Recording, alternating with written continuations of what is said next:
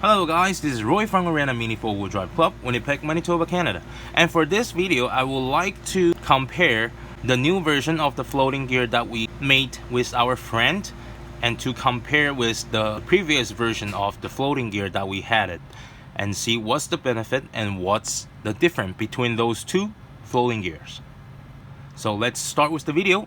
Let's go.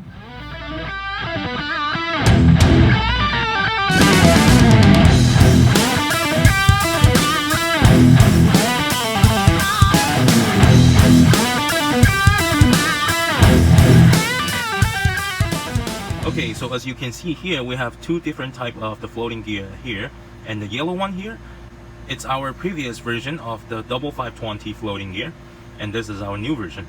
So as you can see, for the previous floating gear we have, the yellow color here is using the single shaft 3.5 high-speed gear, the yellow gear from that pack. So we are using those gear and to do the modification and to fit the shape for this counter gear and also to make the hole fit our double 520 on both sides.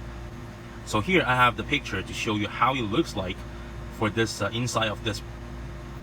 Okay, so that's our previous version and this is our new versions. So as you can see, this one doesn't have the yellow gear part, because the material that we are using is totally different. It's much more stronger, and the reason why we choose using that material is because like this one is using the yellow gear to do the modifications, and second thing is the gear is the material for the gear is plastic. So here we're trying to find something is much more stronger than the plastic. Finally we found the material that we can use and to make those two 520 bearing all become to one piece. So it's not like this one we have to do the CNC and we have to do the modification and to make it as one piece, but this one is originally is one piece already. So what's the benefit for the new floating gear? So the first, if the gear, the center part is one piece, which means you will have better accelerations and better reactions, because you are not losing the speed and you are not losing the power transferred by the motors, so it can much more stable when the gear is spinning. And the other thing is the force is transferred evenly. But the gear we had at the previous one, it's already, I can say it's the best floating gear I have ever seen before.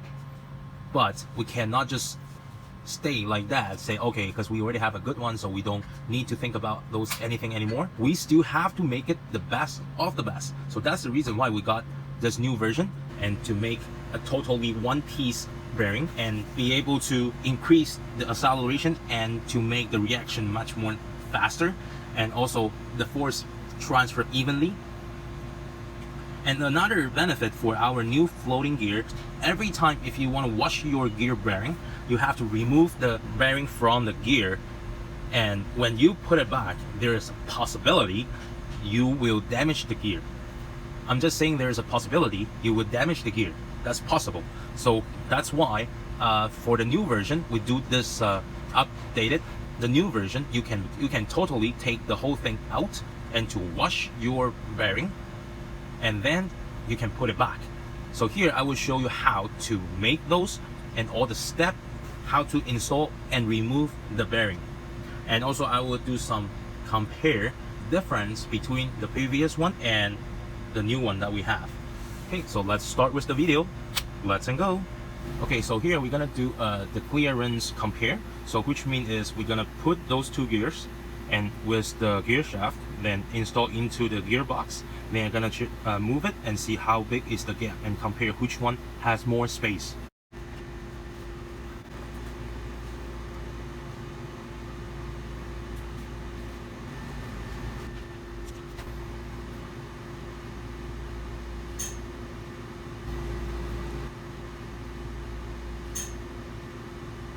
Okay, so you can see in the video, because this time we readjust the clearance for this gear, the gap, the new one is definitely smaller than the old one. So that can helps the car and keep more speed. So that way we can not losing the speed too much. This way we can keep the gear in the position. So next we're gonna try the gear spin test. All right, so let's go. So here we're gonna do a spin test and see which one is going to spin longer, and see is the previous one win or the new one is gonna be the winner.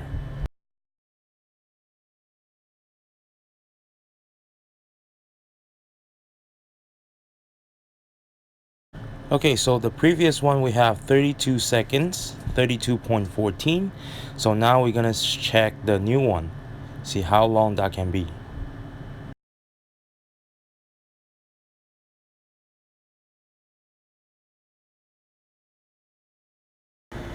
Okay, so the new one is 42 seconds, 0.65. Okay, so here I'm going to show you how to remove the bearing from the gear. So there's two options, the two screws that I can choose.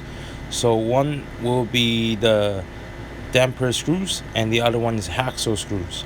But when I remove the bearing, I will using the damper screws. But if you want to using the hacksaw screw, that's fine. So you just need to install the screw and just press down, and the bearing will come out easily. But it's tight, but it's not that tough to take it off. And here we're just gonna using this 19 millimeters. Okay, and then we're gonna put the screws from the bottom and face up. Then we put the bearing and the flat surface face to down. Then we put this gears on. Then still we're just gonna press down just like this,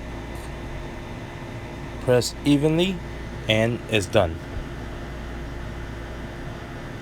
Okay, so here we're gonna test it how it works after we install it.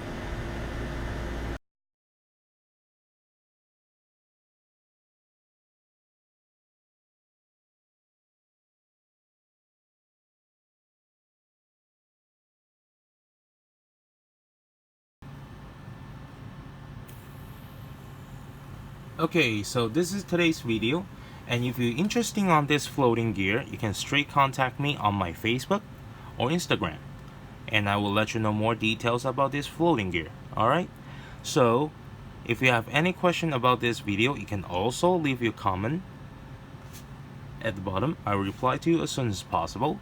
And if you like this video and you want to see more video like this, please like, subscribe, and share this video. Alright, thank you so much.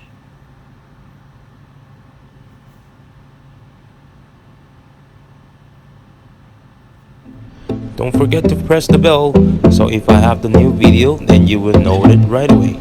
Thank you, I'll see you next time.